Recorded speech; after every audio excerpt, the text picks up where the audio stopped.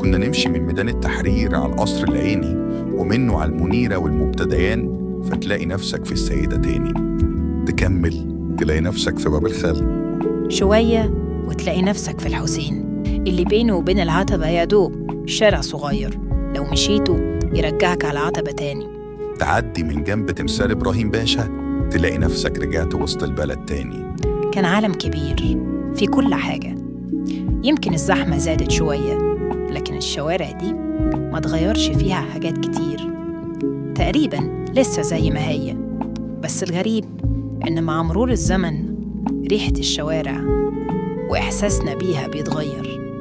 قبل اختراع المولات الكبيرة اللي في أماكن بعيدة والمجمعات التجارية الضخمة، كانت في شوارع وسط البلد، وشارع جامعة الدول وسور نادي الزمالك وشارع شهاب في المهندسين، أو ميدان روكسي وسفير وتريومف في مصر الجديدة، ولا شبرا وحكاياتها، وكل مناطق القاهرة وشوارعها اللي كانت مليانة محلات أكل وشرب ولبس وغيرها.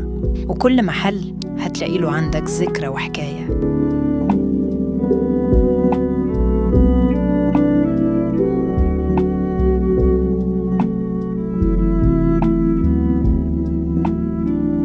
كان ممكن نخبط مشوار لحد مكان معين بيتباع فيه حاجة معينة ونرجع تاني عادي.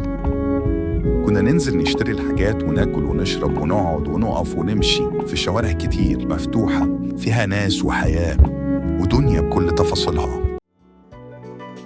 لو عجبك المحتوى هتلاقي الحلقة كاملة تحت الفيديو وباقي الحلقات في الوصف. لايك، شير، سبسكرايب، وفعل جرس التنبيهات. اكتب لنا في كومنت أكتر فيديو عجبك واقترح موضوع الفيديو اللي جاي، واسمك هيتكتب في الحلقة. يوتيوب يا ميديا.